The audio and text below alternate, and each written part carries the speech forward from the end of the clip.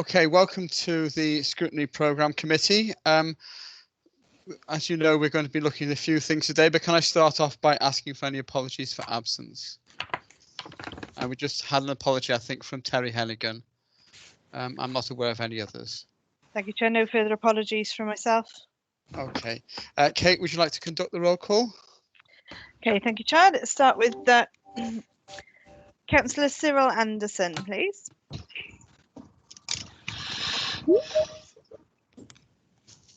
Okay, Councillor June Burton-Shaw.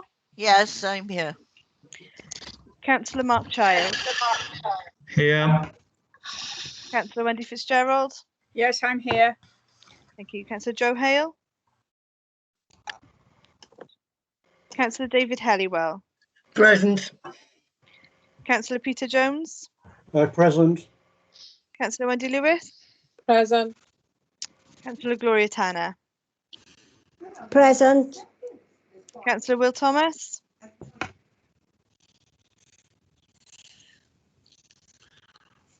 Councillor Mike White. Present. Thank you. And statutory co-opted members, David Anderson Thomas. Present. Alexander Roberts.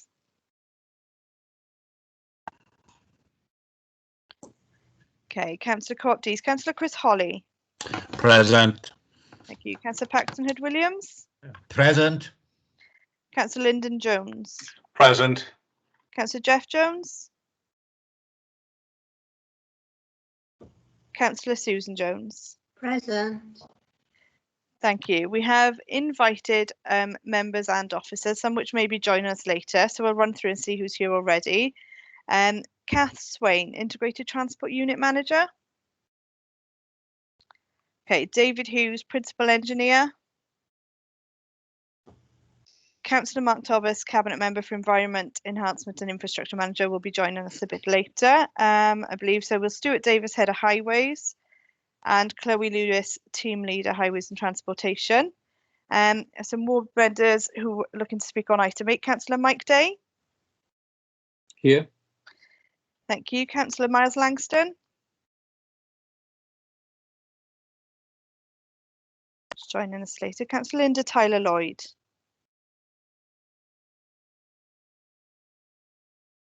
Thank you. And we have a Member of Public, Mr. William Anderson. Yes, I'm here. Thank you. And in support staff, we have Bridge Madderhouse Scrutiny Team Leader. Present.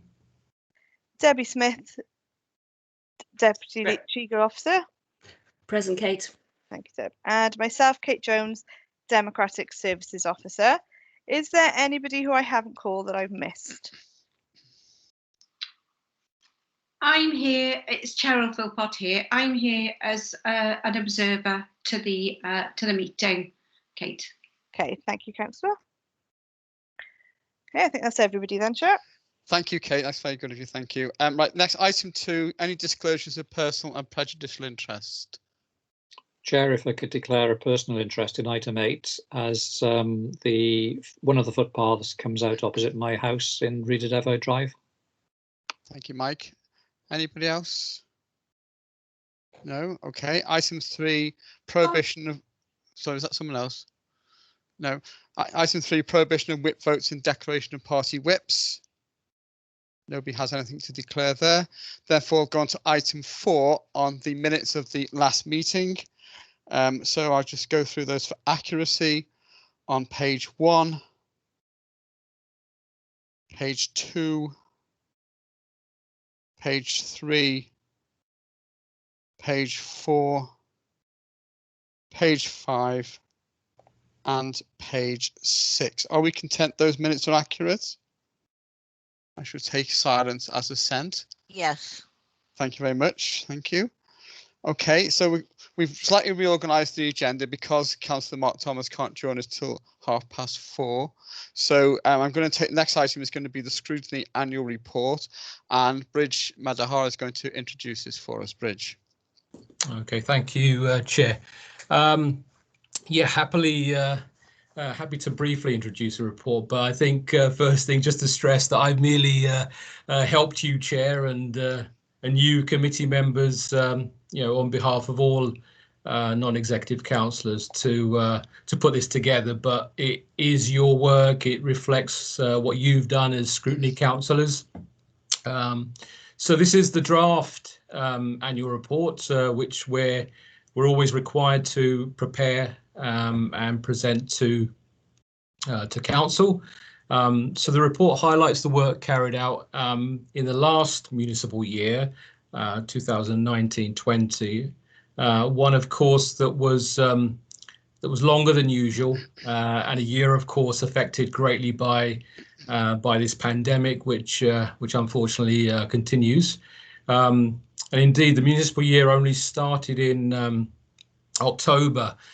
So in terms of reporting, we're on about a similar reporting timescale to previous annual reports. So there's no delay in that sense. The annual report describes the range of activities carried out by you as committee members and by you and other non-executive scrutiny councillors as members of inquiry panels, performance panels and scrutiny working groups. So the report shows how scrutiny has sought to make a difference by ensuring that cabinet members and other decision makers are held to account, by making evidence-based suggestions, proposals, recommendations on topics of concern that you've examined, by monitoring and challenging service performance and improvement, by also acting as a check on cabinet decisions through pre-decision scrutiny and call-in. And from all of this work, communicating concerns and proposals for improvement through regular publication of scrutiny letters and reports. The report also supports continuous improvement for the scrutiny function. So, your efforts to, change processes and practice and tweak things, to be more effective, to be even more effective, and make the most of limited time and resources. So that's reflected in the report also.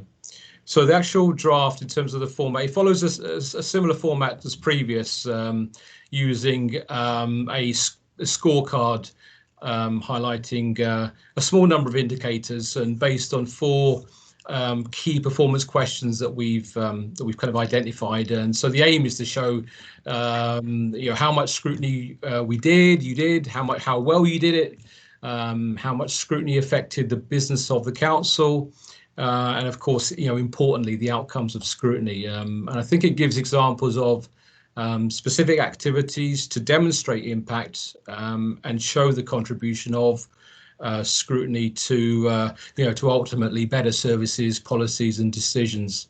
But on that, I think it's not necessarily an easy thing to convey and show impact and the difference made by scrutiny. But I think that report does try to tell the reader about the work that you do and give some indication about the health of scrutiny with relevant information. And of course, Chair, your forward mentions the impact of COVID-19 and also on resources over the last year. So it was not quite what you would call business as usual. And I think you also mentioned that there's, because of that, limited value in perhaps comparison or more detailed comparison with other years. But however, I think that the report does show a healthy scrutiny function here in Swansea. One that is striving to continuously improve scrutiny, showing progress against identified improvement objectives and issues raised from self-evaluation. So the committee is asked to agree this report for submission to council, which, Chair, then you'll have the opportunity to present. And it will go to the next available council meeting, which actually I understand may in fact be the 2nd of March, moving from the 25th of March. That may be to be confirmed, but you will hear about that. And finally, Chair, before handing back, any ideas about how your annual report can be improved for the future are welcome. You know, the style, format, you know, the look and feel of the report, it's not set in stone. So, you know, we are open to change. So at that point, Chair, I'll hand back to you. Thank you.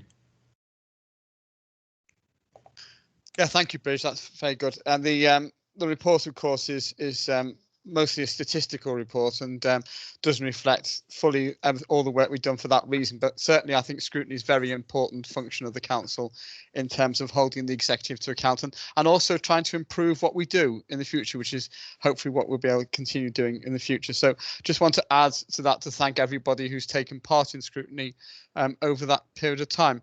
Chris Holly, did you want to say something on this? Yes, thanks, Chair. I think the importance of scrutiny is underrated. What we must remember is we, as Bridge has pointed out, we actually take on board evidence-based information and we make a scrutiny decision on that evidence. And I think to some extent we need to blow our own trumpet a little bit more and say what scrutiny is about and how we have done in the past improve things, and I think we've failed to do that, and I think that's something that we need to do. And hopefully when you present the report at council, there is, you know, a greater emphasis being placed on the scrutiny function of this council to try and improve and also give a better understanding to members of what's actually happening and showing them what the scrutiny function is about. Thank you, Chair. Thank you, Chris. Peter Jones. Yes, thank you, Chair. First of all, I'd like to reiterate Chris Holly's comments there on the importance of scrutiny. And wearing my natural environment hat in particular, I think scrutiny has proved very important in terms of bringing the natural environment and biodiversity right up the agenda in ways that might not otherwise have happened. Just a couple of points I'd like to make. First of all, in terms of ensuring that we do monitor and follow up on recommendations that have been made either by performance panels or by working groups. I think that's very important, and doing so, of course, either through the panels or through this committee. And secondly, I'd like to emphasise the importance of from working groups. I know we've not had hardly any working groups this year, but under normal circumstances, I would like to encourage chairs of working groups to think more in terms of reporting with recommendations to Cabinet rather than the letters, much valued as the letters are. We tried this, of course, with the scrutiny panel into working group, into tourism. Quite a lengthy report and produced quite a lengthy response, I think, with a dozen or more recommendations for consideration. And I think we need to think more about ensuring a proper engagement between ourselves, our panels and our working groups with Cabinet, and a proper exchange to satisfy ourselves and Council that we really are influencing what happens and decisions that Cabinet and the Council makes. Thank you, Chair. Thank you, Peter. So if there's no more contributions, can I ask the committee if they're happy to forward this report on to council as it is presented? Yes. Yeah. Okay, thank you. I'm going to take that as a censure. Thank you, Sue, everyone. Right, okay, so next item is item 6, which is the Scrutiny Performance Panel Progress Report. Performance panels, of course, are an important and significant proportion of scrutiny activity, and we do have a regular report from the panel conveners.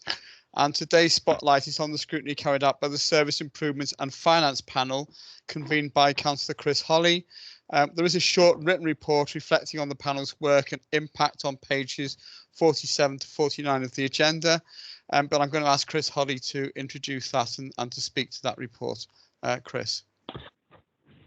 Thank you, Chair. Can I say that the short report doesn't actually indicate what's happened this year. I have to say there's been considerably more detailed and far more comments with regard around service and improvement and finance this year. I think this has been one of those years which has been so unique that I don't think any of us or anybody, and hopefully nobody will experience this again, but it has been one of the most horrendous years that we have ever seen. And I can say that from the quarterly reports on the budget, it has been quite bizarre about what we've actually been spending money on and what we've actually done with our money, in as much as that we went and built a hospital, which is, under normal circumstances, that would never happen. But these were unique circumstances, and we did it. And, a great deal of credit to everybody involved, not only to the council, people that were there had actually started with the people in charge of the projects, but also to all the private contractors and everyone else involved in it. And I don't know if many of you have been over there to see it or use this facility for either blood tests or for the COVID-19 jabs, but it is incredibly well laid out and is working very, very well. That's only one aspect of the financial performance of this council over the last year.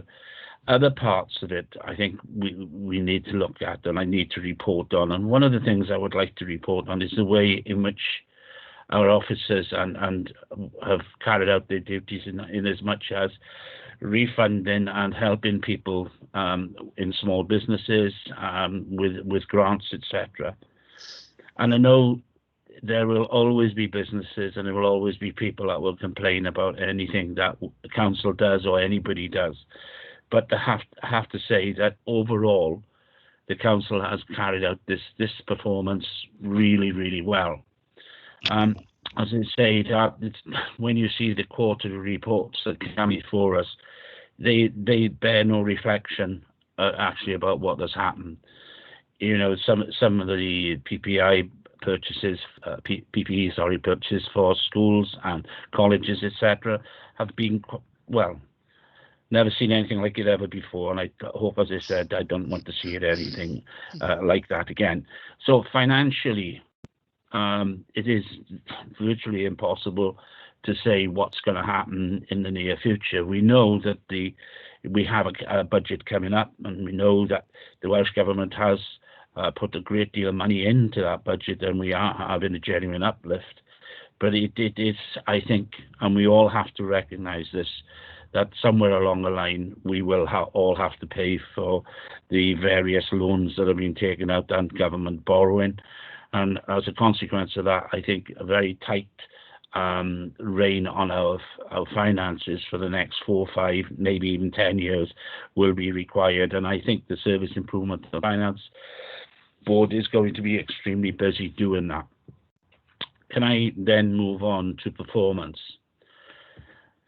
This is something which I have to say, in many respects, during this COVID-19 has been a little bit askew. In as much as what are we looking at when we know we're in the middle of a pandemic, and our main concern is the safety of our citizens and also the upkeep of local businesses and various other public the services. And one of them, again, is one that I think every one of us would pay tribute to, and that's the waste collection.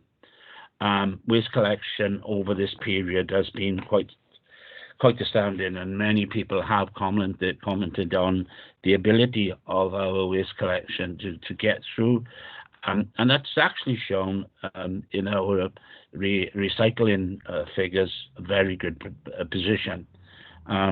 And I hope it continues. But that is just one area of performance. We've also had some performance data which the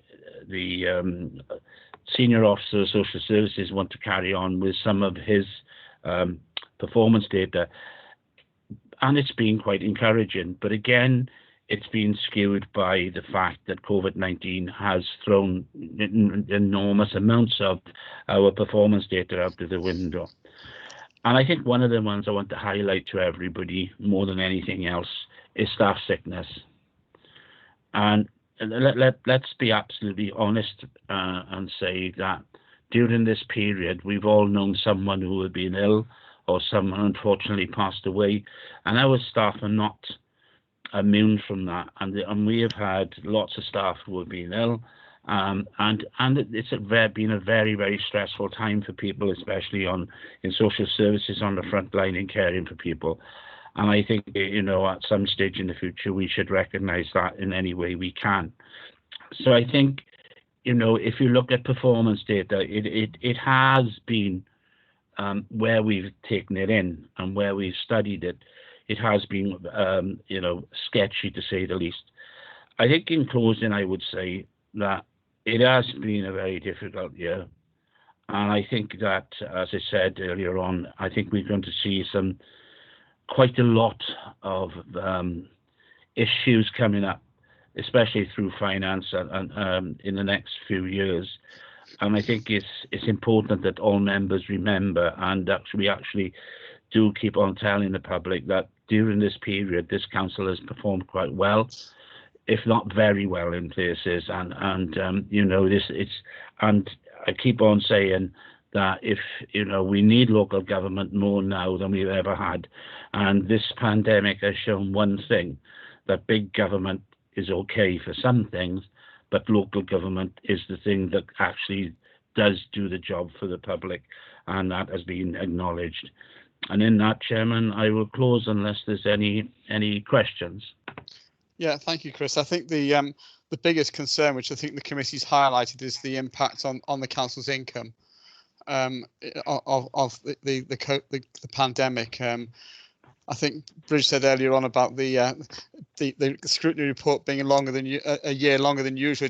It feels longer too, but certainly in terms of income, it had an impact on council tax, on rents, and a whole range of other income items, which has hit the council's finances. So I think that's something which I think we're all keen that the performance panel keeps an eye on over the next few months, and as the officers who've done a fantastic job, I have to say, during this pandemic, try to correct that income misbalance and try to get us back on an even keel. So certainly we'll be looking for you to do that, and that scrutiny is part of that, and I think that would be a major contribution of that panel towards that. I think okay. Mike White has got a question as well. Mike? Yes, Chair, more of a commentary on what Chris has said. Yeah, as you say, regarding waste management, it's always been regarded as a Cinderella service, but in regards to satisfaction with the general public, it will always come top every time. And also, as they say, our other staff in other areas, and they should be commended the way they've adapted to work in other areas to keep the council going. In this pandemic, obviously with finances, things will change day by day, week by week, and as you say, but at least we're still showing that we are open for business and we are doing our very best. Yeah, thank you, Mike. Chris, do you want to add anything, or are you okay? Yeah, I will. A couple of things on income. I think one of the things we have to remember is that we are applying to Welsh Government for part of the consequential funding that's come down from Westminster. There is a concern over the length of time it's taken. We put in bids about 26 million, and I know we've had about 20 back, and around those figures are very open figures. I'm not saying not specific figures, but as very open figures, and it's going to take a while for that to come through. And we all know, we see on the papers about how much money the UK government is passing on, but the problem is what you see in the newspapers and on television is not exactly what happens in Cardiff. And Cardiff has to take consequentials from the Barnet formula, or it gets specific grants. So we will get money back to compensate from our income, but the problem is the time scale that is going to come in.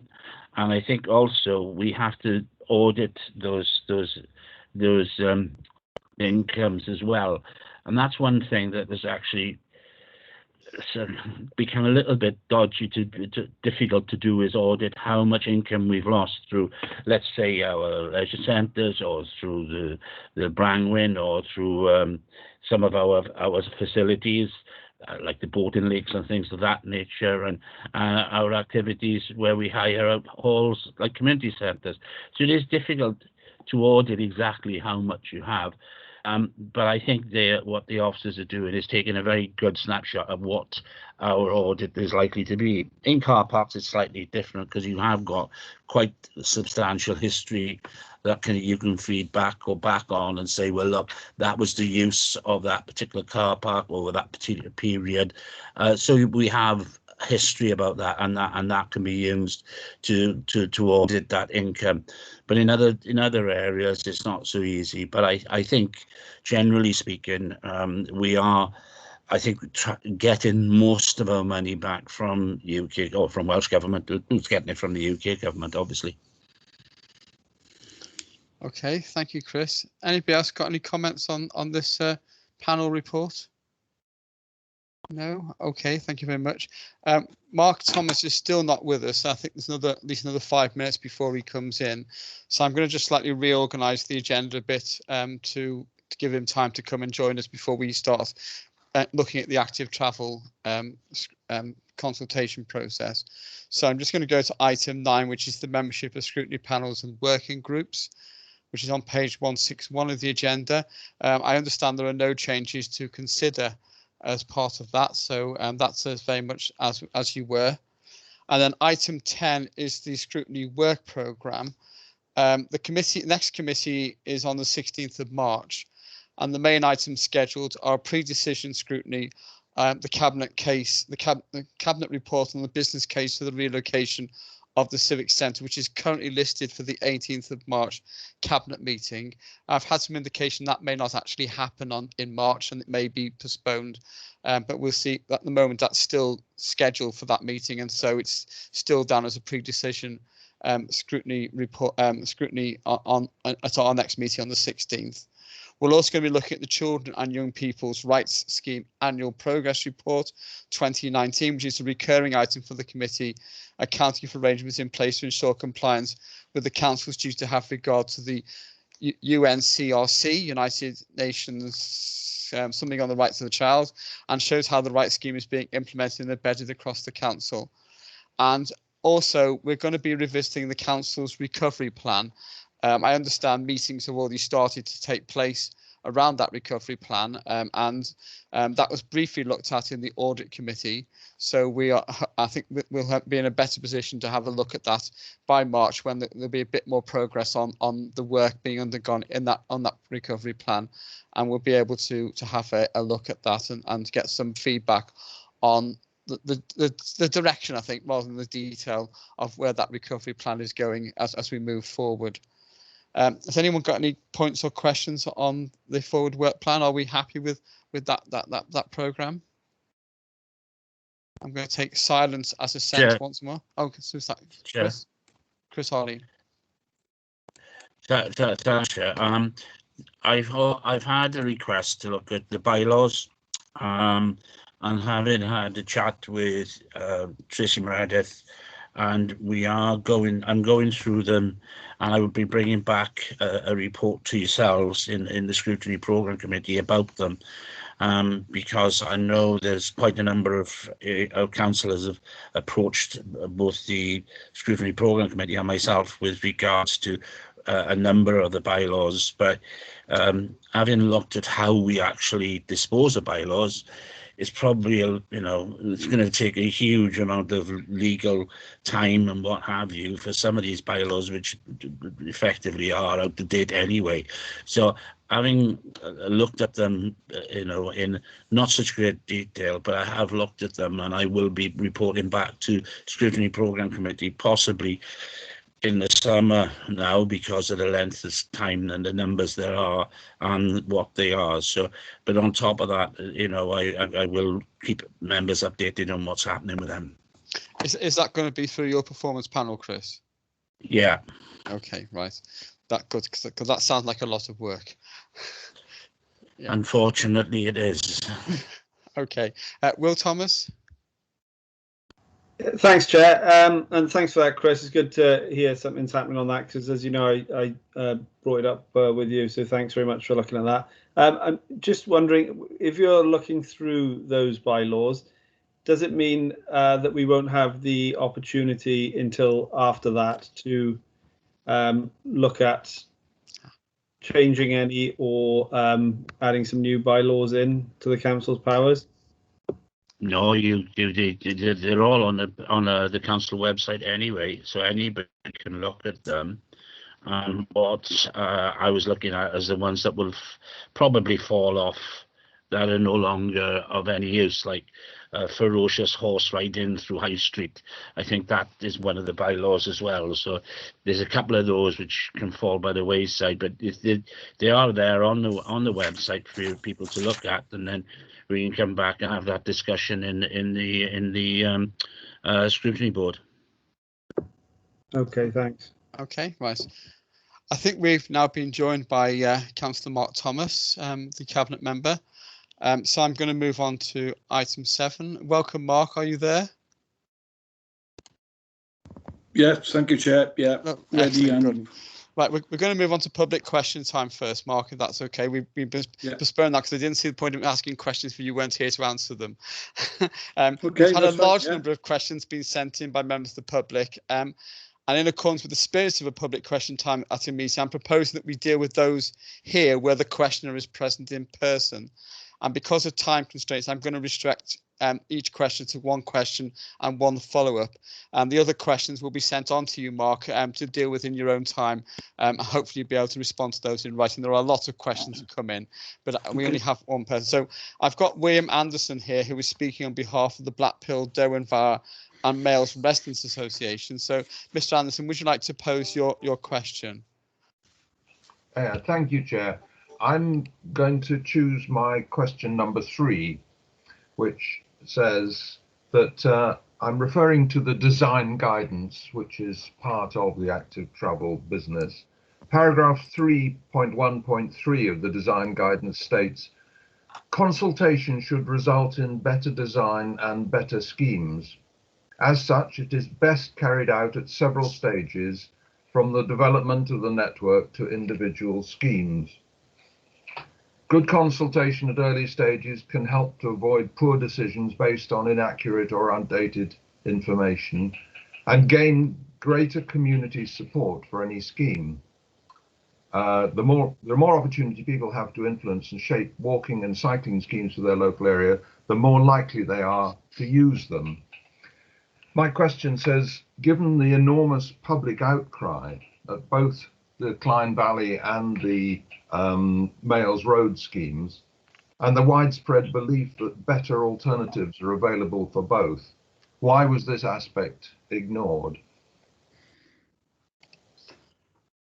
Mark, do you want to have a go at that? Yes, by all means. I think the relevant point here is Mr. Anderson, because he has submitted 4 questions. I know because of time he's choosing one, but certainly all 3 of them relate, first of all, and most importantly, to the design guidance. We as an authority are and always have acted under the 2014 Active Travel Guidance. What Mr. Anderson is referring to is a consultation document that has not been adopted by Welsh Government yet. It hasn't been adopted by this authority yet. And obviously, if or when that guidance became law, we would then have to adopt our consultation processes in line with that. So it's an aim, it's an ambition by Welsh Government for this, but it is not yet in force. And we are currently carrying out all requirements under the current active travel guidance. In relation to alternative, that Mr. Anderson said, why have we ignored all alternative proposals? We have not, far from it. We have considered every single proposal that's been put forward to us as an authority, and ones we have not accepted is because we have discounted them because they are not suitable or acceptable. And in all of those cases, we've gone back to the proposer, who've come back with suggestions, and we've had many, as you alluded to earlier on, and we have responded with the reasons why those alternative solutions are not acceptable. We certainly have not ignored anyone. We've engaged with people who've contacted the council and contacted us, officers, myself, etc. Have responded to them, but we have not. I could understand why they're upset or disappointed that we haven't taken forward their versions of recommended alternatives, but that's because we believe that the designs that we are putting in and implementing are the best designs and best schemes. Right. Can I just say, I think, Mr. Anderson, you've started to share your screen with us, or someone started. Can you sort of remove that, stop doing that if that's possible? Well, am I back to normal now? No, you're not. For some reason, I think your screen is in front of you've shared your screen, so you need to come out of that if possible. That there, stop sharing. It? Yeah. Yeah. Okay. There we are. Excellent. Do you have a follow-up question at all? Or? Yes, I do. Yes, I do. There's the first point is that the design guidance is being reorganized. It's being reconsidered. But I wasn't referring to the one that hasn't yet been adopted. I was reading directly from one that's been it was published alongside the Active Travel Act in 2013. But furthermore, I'd also like to say that the two alternatives, one for the Males Road scheme and one for the Clyde Valley scheme, were not, there was no consideration of them. When I asked about the alternative to the Clyde Valley scheme, I didn't get a reply. And when I spoke to Alan Ferris about possibly using a different route than Males Road, which has so many bad aspects to it, he gave me a disingenuous answer. He said that it would be 40% longer than using, that's Fairwood Road, 40% longer than using Males Road. Well, that is totally misleading. Fairwood Road has far less traffic, has hardly any trees, and is a good deal wider than Males Road, all of which are very difficult aspects for active travel cycle path to deal with. And Fairwood Road is, and a bit on the promenade, is indeed longer. But if you're considering a journey from Bishopston into the city centre, it's less than 5% longer. And furthermore, if you're considering a journey from Bishopston into Mumbles, it's shorter. So it's no excuse to say that it's longer by 40%. It's quite incorrect to do that. And that was the only reply I got. I didn't get a reply when I said that there was an alternative.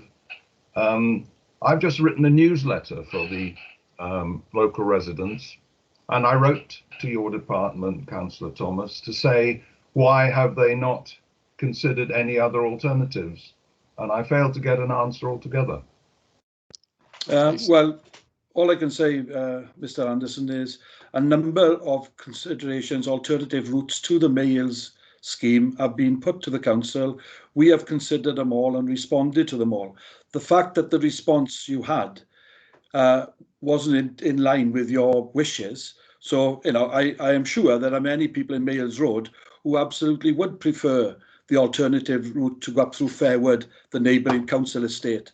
And maybe that would be considered less disruptive. But that was taken into consideration, and reasons and responses for not doing it have been publicised. It also wasn't part of the network route that we were looking to design anyway, but I can assure you that we've looked at and considered a number of proposals, including going through the gardens and some other alternative routes. We have considered them all. But overall, when we've looked at the best way to implement this scheme up through Males and out to the Common, this was the preferred route that we have decided to go with. I mean, it is about looking at all options available, but having to consider the best, although that doesn't suit everybody at that time. Okay, thank you, Mr. Anderson. Thank you, Mark, for responding to those questions. There are no other members of the public here to ask questions, so I'm going to move on to the actual scrutiny of the active travel consultation process.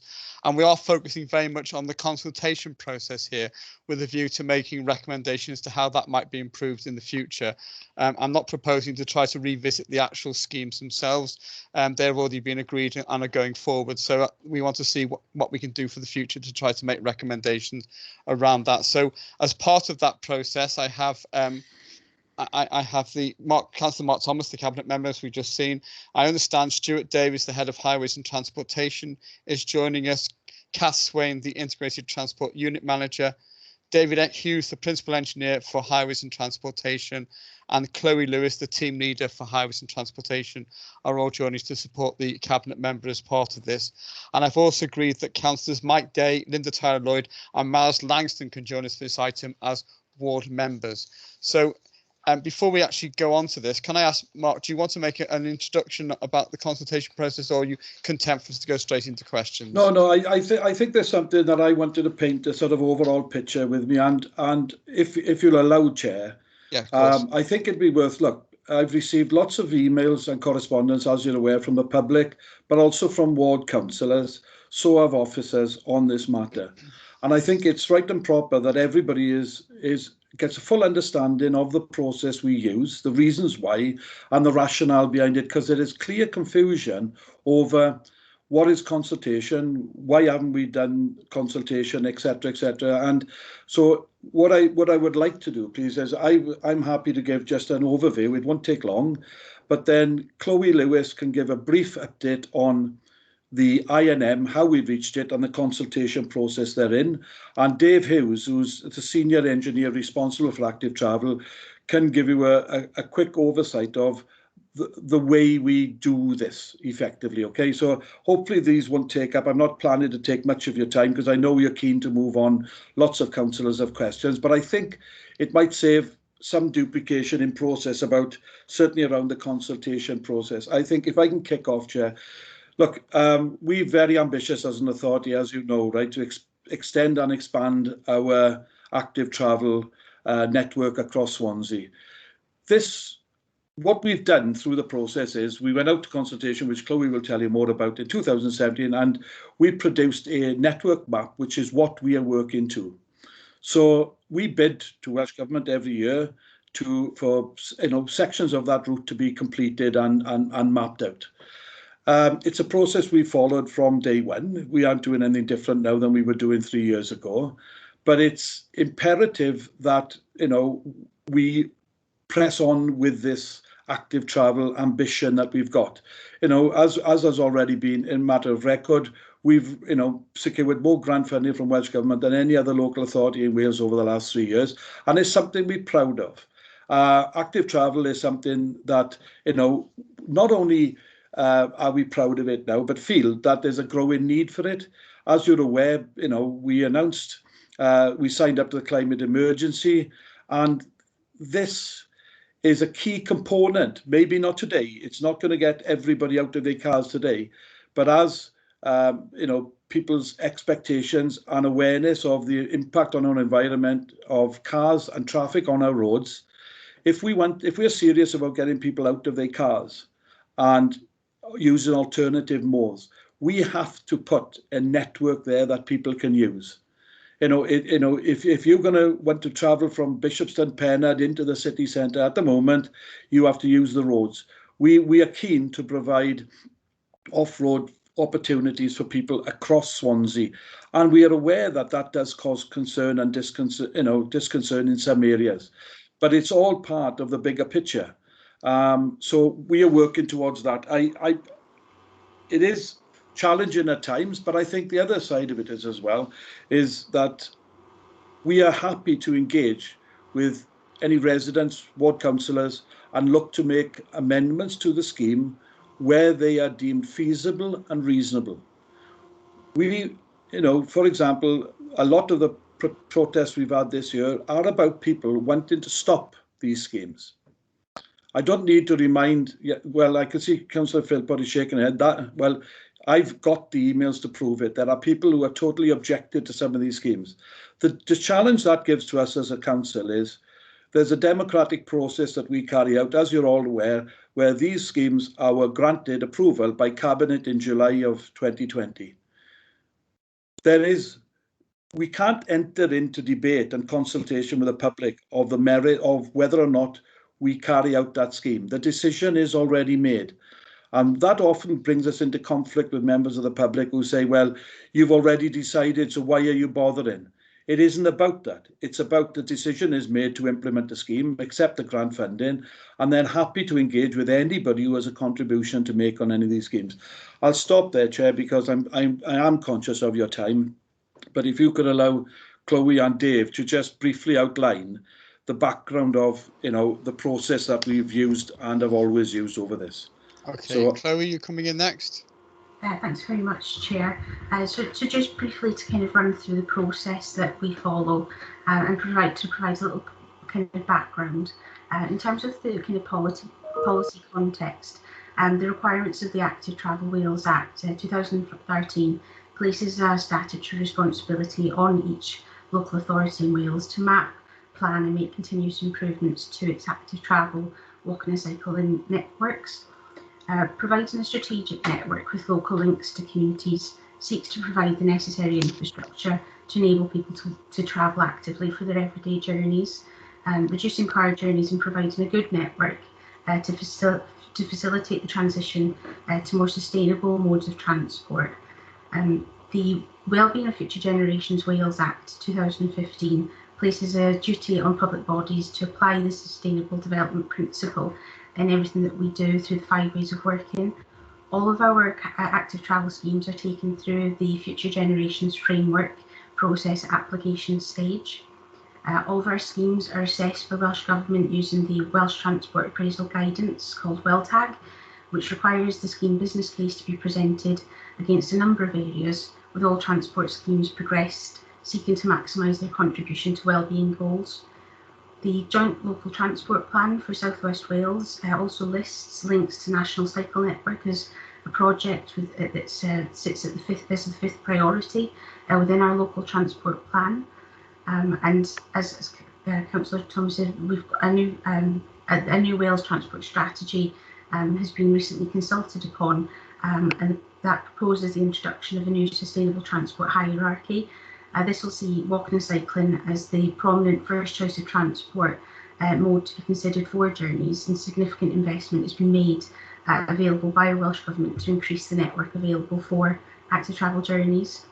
As Councillor Thomas stated, in July 2019, Swansea Council joined many others across Wales in declaring a climate emergency in an effort to accelerate its policies and to take account of environmental and sustainability impacts. The delivery and improvement of active travel will serve as a significant positive contribution to mitigate against some of the local drivers of poor air quality and environmental impact.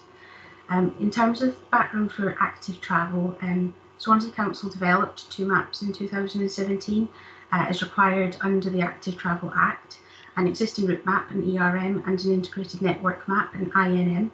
The INM produced a comprehensive plan setting out the short, medium and long-term capital infrastructure, walking and cycling routes that the local authority will seek to deliver for the improvement of active travel across the city and county. The draft INM was published for comment as part of a statutory 12-week public consultation period as required by the Act, and that consultation ran between June and September in 2017. That included online consultations, a series of workshops held at the Civic Centre, Clydach and Gosainen, alongside consultation with a number of schools and stakeholders. The community engagement events were advertised by Swansea Council alongside the opportunity to take exercises, engaged with the public and gave individuals the opportunity to share their views and help shape the INM throughout Swansea. Following completion of the consultation and the production of the finalised routes, Councillor Mark Thomas, Cabinet Member, approved the submission of the INM to Welsh Government in October 2017, and following review by Welsh Government was subsequently approved and adopted in February 2018. It's important to note that the 12-week consultation was formally advertised to the public in line with the statutory requirements. Additionally, stakeholders who requested to be notified when the consultation went live were emailed to signpost them to the consultation. There were stakeholder responses from groups such as Wheelwrights, Sustrans, Public Health Wales and Associated.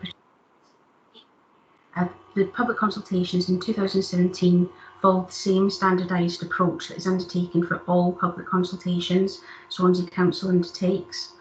The Welsh Government consulted on proposed new active travel guidance last year. However, this is yet to be accepted and formally adopted by the Welsh Government. So all schemes currently being pursued will be designed in accordance with the current active travel design and delivery guidance until such formal instruction is received that this has been formally replaced. The active travel maps are due to be refreshed this year, and that will take account of any new guidance that's issued prior to the deadline for submission to Welsh Government in December 2021. And just to give a very brief kind of overview of the grant application process, Welsh Government allocates funding annually to active travel. So it invites applications from local authorities to the active travel fund in December, January time every year. Local authorities then have between 4 and 6 weeks to put together the grant applications for submission. The outcome of grant applications has been announced in recent years between May and June, and the projects awarded funding are to be delivered by the end of March in that financial year.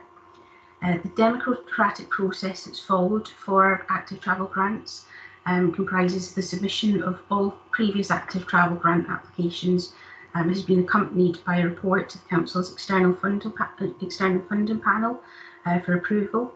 And when the grant award letter is received, an FPR7 report, Financial Procurement Rule 7 report, is taken to Cabinet to seek approval for those schemes to be added to the authority's capital delivery programme. For successful active travel schemes, the Cabinet member will then send out correspondence to local ward members for the ward areas where funding has been received for delivery of an active travel route. Moving on to delivery, I'll hand over to my colleague Dave, who'll be able to provide an overview of the detail as to how the schemes are delivered. Okay. Can I just say we are focusing on the consultation process here, not necessarily the actual schemes itself, but if you can focus on that, that'd be very helpful. Of course. Okay, yeah, thank you, Chloe. I'll just sort of carry on from where Chloe's left, which is effectively having received grant allocation, which this year was end of June, and then briefing respective ward members as to what allocation we've had in their areas at that time. So that was promptly, as soon as we'd received grant allocation, an email from Councillor Thomas was issued. That was subsequently followed up by an email from our department advising that in due course we would be advising as to what the detail of that project would look like. Clearly, gaining grant allocation in June means we've got a short window to develop that detail on the basis that our grant's been successful in this current financial year.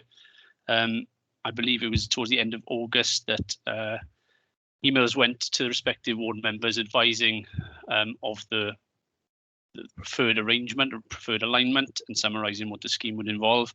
And within that correspondence, we clarified that the delivery mechanism would involve letter drops on certain projects to adjacent properties to advise of the direct impact adjacent to them. Obviously, we're talking about an active travel programme that currently involves 14 projects.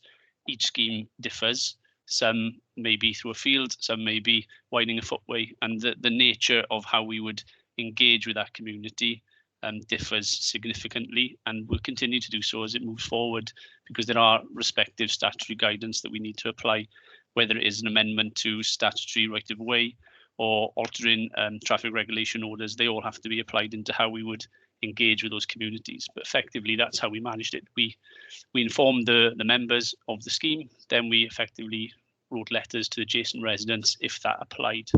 That run parallel with website launches advising of the total programme, which was then escalated into a Q&A session because of the correspondence we received on the project, and using that to streamline our responses, which has worked relatively successful in terms of managing our resource. We also supplemented that certainly on mails with a Teams session, and team sessions have been held with ward members at Scrutiny regarding that project as well, to provide a little bit more clarity around some of the key aspects of the project. Okay, thank you for that. Can I just start? Maybe I start off the questions. I think, Mark, you referred to the Cabinet report as the main sort of public forum for these schemes going ahead. That didn't actually include any details of the individual schemes, did it? The report in terms of maps and that sort of stuff.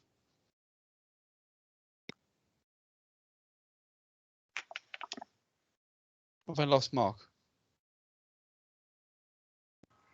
Yeah, sorry, Councillor Black. He's just had some problems getting access. He's had to sign out and sign back in again. Okay, that's fine. Yes. Okay, sorry Okay. about that.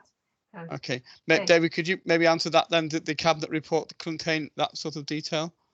Chloe, I don't know if you want to pick up that side. Oh, Chloe then. Okay. Yeah. Yeah, so in terms of any FPR7 or external funding panel report that goes forward, that will include the specifics of each scheme that has been submitted for funding or has successfully received funding. So yeah, that will be a comprehensive list effectively, with a brief outline of what that scheme is due to kind of deliver. So yeah, the cabinet report would include that detail.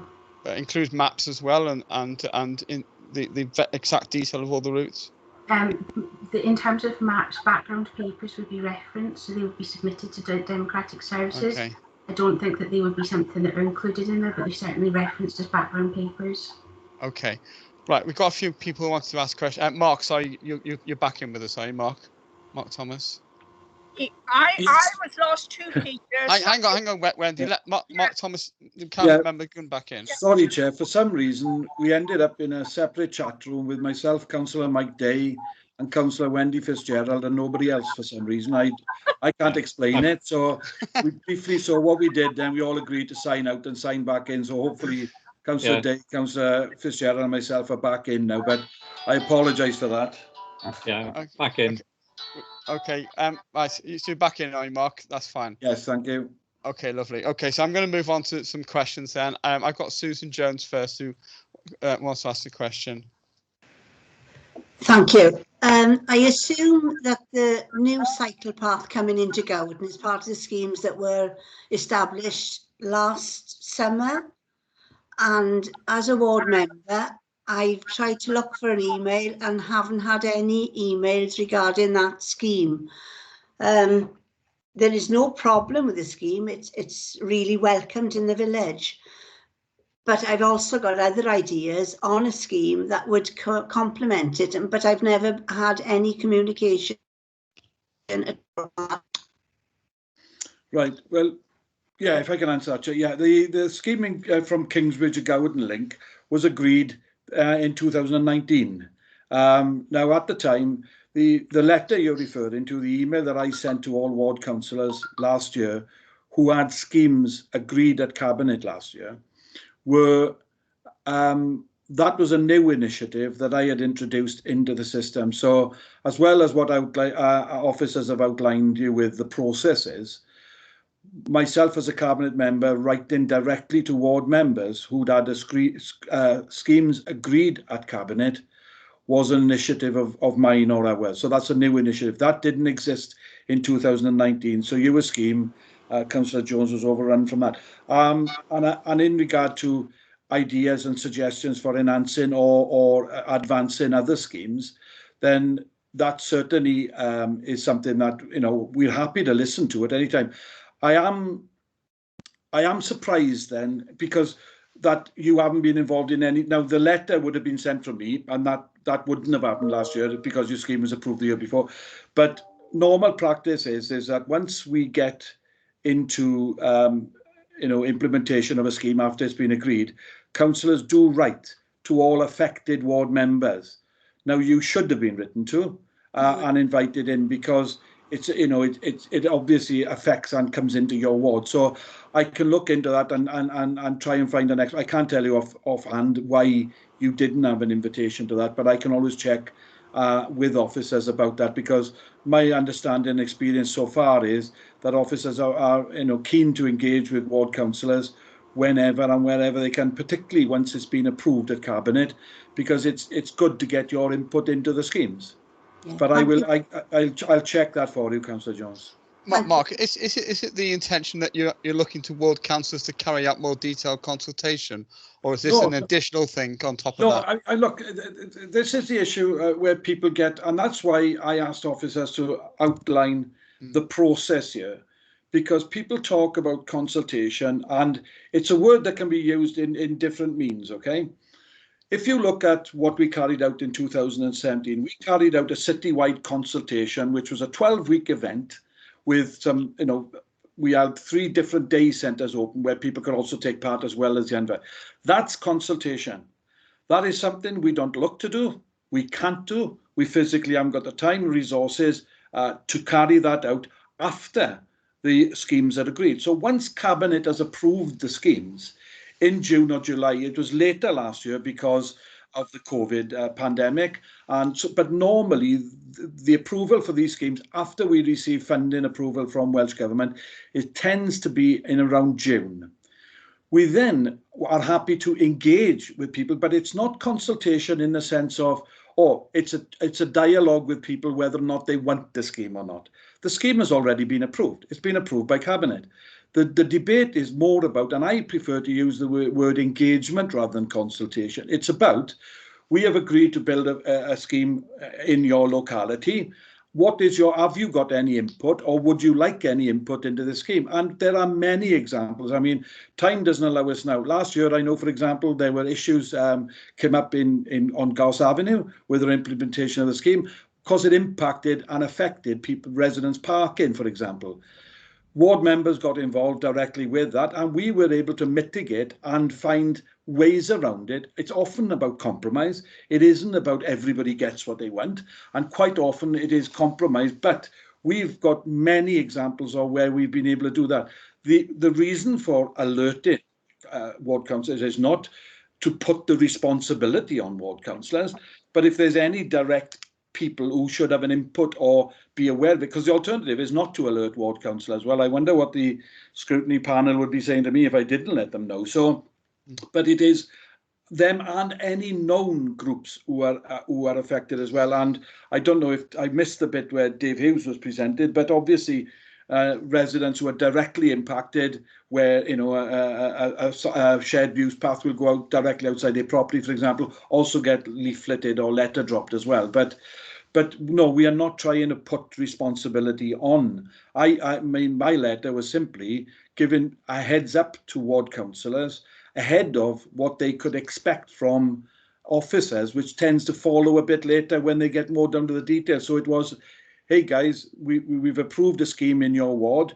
If you're interested, and if you've got any concerns or queries, either contact me or the relevant officers who can give you some more detail. And it is for the point of, quite often, if you get that heads up, you are able then to sort of deflect criticism once people know, once you as ward councillors are aware, it's like anything in our wards. Once we're aware, we can say to people, yeah, I understand that, I'm happy with it, or I know what you're going to say, or I'm not happy, and I've taken that up with officers and raised those queries already.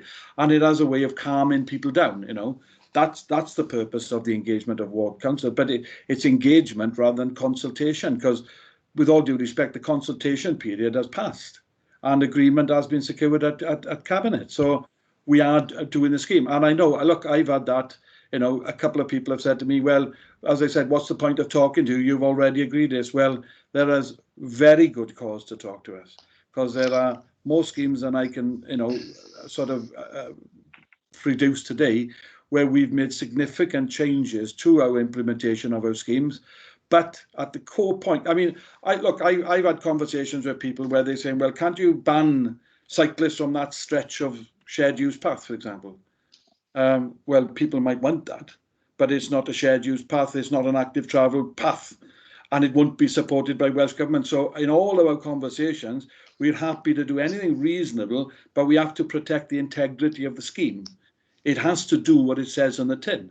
Not only because that's right and proper and that's what we should be doing, but Welsh Government are going to say, well, that scheme doesn't meet the criteria that we set out. So there are guidelines and there are limitations on how much adjustments we can make in a scheme. But if we can make adjustments, and we have made loads over many schemes, just by talking to local councillors, local interested parties. Okay, I think Chloe Lewis wants to come back in to add to that. Yeah, thank you, Chair. I just wanted to note that in 2020, Councillor Thomas sent out those letters to ward members, but prior to that, in 2018 and 2019, those emails would have came from me. So, Councillor Jones, I can forward the email back on to you that was sent over for Kingsbridge Link. But just as a note, that was from Councillor Thomas last year, but previously they would have came from me with Councillor Thomas copied in. Okay, right. We've got a number of questions which we agreed in the pre-meeting yesterday. So I'm going to go to Mike White to ask his question if he's there. Mike. Yes, thank you, Chair. Yeah, I'd like to ask the Cabinet Member, have feasibility studies carried out on the proposed cycle routes ahead of applying for funding to the Welsh Government? Yeah, all of our schemes undergo feasibility studies, as well as all the required checks and balances, road safety audits, everything. So, as I said, people are concerned, and we've had lots of questions from members of the public about, are we following the guidelines? I can assure you that we have. And just at this point, Chair, sorry, and it was a very important point I wanted to make, and I forgot about it earlier on. Mr. Anderson, he made in his questions, I know he didn't raise it specifically, he actually made a point in one of his comments was that this authority has been sent a letter of criticism or admonished by the Deputy Transport Minister, Lee Waters. Look, I can answer all the other questions in writing, and I will do that, but I need, as a matter of public record, it was raised at Council and it was raised again in Mr. Anderson's questions. We have not received any such letter from the Deputy Minister or the Minister criticising this authority's approach to consultation over active travel. I have to make that statement loud and clear so that there's because a lot of people are questioning, have we carried out the correct consultation? And as this scrutiny committee is specifically about consultation, I feel I need to stress that we have not been admonished or criticised at all by anyone in Welsh Government about the way we have carried out and that's because we have done it correctly to the letter of the law and to the requirements. So all checks and balances are carried out, when we carry out our schemes, when we apply for them, and when we actually administer and implement them. Okay. You happy with that answer, Mike? Yes, thanks, Chair. Yep. Okay. Wendy Fitzgerald.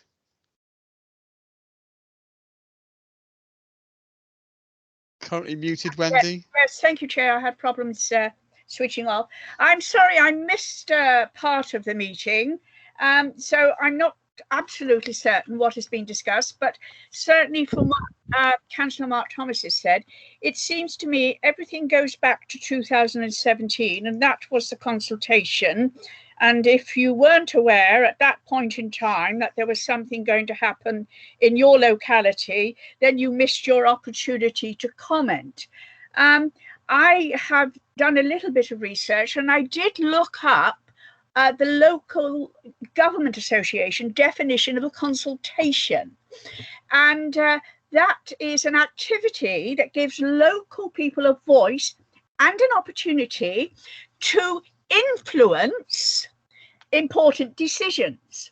It involves listening to and learning from local people before decisions are made or priorities are set. It would seem to me that we have a rather different mode of operation in that decisions are taken and then we go out to consultation, which is not as perhaps most people would understand the meaning of consultation. We are merely being told what is going to happen. Yes, we may be able to offer some tweaks, but essentially the decisions are being taken before what the Local Government Association regards as the correct way for a consultation to take place. I just wondered if Councillor Thomas could comment on that definition and how he sees it applying in this particular case. Well, the consultation definition we carry out is that laid down by Welsh Government in their Act, and we have followed that to the letter of the law. That's the answer to that. I mean, I don't know what local government specifically says, and I'm not doubting what you were saying, but we are talking about, a situation here where we develop a map and then work from that map to actually implement that map. So that map is a matter of public record. It's on our website. It's available for anybody to see if and when they choose. And then once that's approved, the challenge we've got, see, is that, every year we apply for schemes. we don't know what's going to be approved and not approved. And in fact, many schemes every year are not approved. And it's not until they're approved that what we always do is, as soon as they're approved, we try and get a cabinet meeting of the council to which every councillor and all members of the public are invited to attend, where it's agended and all the schemes are laid out therein, and then people can have their opportunity to comment on them before the decision is made, if they like. That's the truth of it. There is an opportunity for anyone and everyone to attend a cabinet meeting and make their views known. That's the process. But once cabinet have made that decision, then I don't know, are we asking or suggesting then that it should be allowable or acceptable for the public or interested parties to overturn the decision of council? That's not a decision for me. That's a decision for all of us on this call, all councillors on this call. That's not what the Constitution allows, from my understanding, and I didn't write it, but I'm tied to it as much as anybody else. So, the process. The only thing I can say is the process we use for active travel is the process we've used for at least the last 3 or 4 years. It hasn't changed in any way at all. It will change now, as perhaps I missed some of the call with Chloe. She has probably alluded to the fact that Welsh Government are looking to change, and there will be a major consultation exercise carried out again this year. And as a result of that, there will be changes in the way, and if the guidance notes of 2020 are accepted by Welsh Government, there will be a change. But we will comply with the requirements of whatever legislation is in play at that time. Okay, do you want to come back, Wendy, or are you happy? Well, I think we're just going around in circles, really, aren't we? Because I think Joe Public out there has a different concept of consultation than what the council seems to consider to be consultation. So I don't think there's really any solution by continuing this line of discussion. Okay, Peter Jones. Yes, thank you, Chair. I have to say that I sympathise with Councillor Thomas. He's in a very difficult position. I think he's right to say that he's adhered with the statutory requirements. The statutory requirements, unfortunately, in my view and others perhaps, don't provide for reasonable democratic consultation, in the sense that I think I would understand it, in terms of people who are most directly affected by a particular scheme. And I think I'm quoting there from the guidance about which there was some discussion earlier. Now, I attended 2 public meetings on the Mails Road scheme, one I think in December or November, again, and one much more recently. The first was attended by up to 140 residents. The second was attended by 76. Now, the fact of the matter is those residents didn't feel that they had been consulted, certainly not in any meaningful way. No doubt some of them were opposed to the scheme in principle, I don't know, but most of those who spoke were in favour of the scheme but wanted to, as they saw it, improve it in various ways, out of concerns for access to their properties, the safety of pedestrians as well as cyclists, the safety of children going to and from school and so on. So they felt that they had practical and useful suggestions to make, but they hadn't been given the opportunity to make those suggestions. So these were reasonable people who felt they hadn't been consulted. So I think there are 2 points I'd make. One, the council have been talking a lot recently about what it calls co-production. Consultation is one thing, co-production is something else. And I think for the future, I would suggest we need to be thinking about co-production as much as we think about consultation. Although I accept that in these kinds of schemes, that can be very difficult given the time scale and the processes to be followed, to be fitted in. But I do think that we have to think seriously about direct consultation. And my question is therefore, in terms of the Mails Road scheme at least, did all residents receive a letter from the council, from Councillor Mark Thomas or whoever, telling them about the scheme and how they could input to it and so on? And moreover, get a letter of that kind sometime towards the latter part of 2020, when all of the kerfuffle suddenly arose in that rear road, when they realised what it was that was being proposed for the in their particular area. Thank you, Chair. Mark? Yeah, I can't be specific at this point in time who received the letters, but yes, letters were delivered to properties directly impacted by the scheme. So people on the frontage of the scheme would have got letters. Now, in answer to Councillor Jones's comments there about consultation, and yeah, I am aware that on the Zoom meeting with 140 residents attended, including Mr. Anderson, obviously, who spoke earlier in public question time, far from it that people spoke and were ignored and weren't responded to. Many suggestions were put to officers. Now, I wasn't at that meeting. Two of our senior officers were attending the meeting. One officer was particularly about the fear and about the trees being removed. And then another officer, the senior design officer for that scheme. The officers at the end of that consultation meeting, well, call it what you like, but you can call it a consultation, engagement, Zoom meeting, whatever you like, produced a 19-page report and responded to the questions raised. A 19-page report. That wasn't ignoring people. That wasn't not taken into account. What it didn't do is provide people with the alternative suggestion, as Mr. Anderson had alluded to earlier on, about the alternative proposal to go up through Fairwood Road. So as I said earlier on, once a decision is made by Cabinet to implement a scheme up Mayles Road, we were happy and have been happy and have made amendments throughout that scheme in response to input from residents. There are many changes and alterations to that scheme, but which didn't impact the integrity of the scheme. But there was never on the cards the opportunity to move that scheme from Mayles Road to Fairwood Road, because Cabinet had approved the scheme to go up Mayles Road. So if we went to be accused of not consulting on an alternative scheme, then not that I want to say we're guilty of anything, but that is something that I won't shy away from, but that was not what the decision was taken through our democratic processes. But we did respond to, and there are scores of emails and suggestions being made by many, many people over many of our schemes that we have responded to positively. Again, I will reference the point as where we can. We cannot scrap a scheme or totally change it or give people a vote on whether they want the scheme or not. That decision's already been made. Okay, Peter, are you okay with that? Just very quickly, if I may, Chair. I thank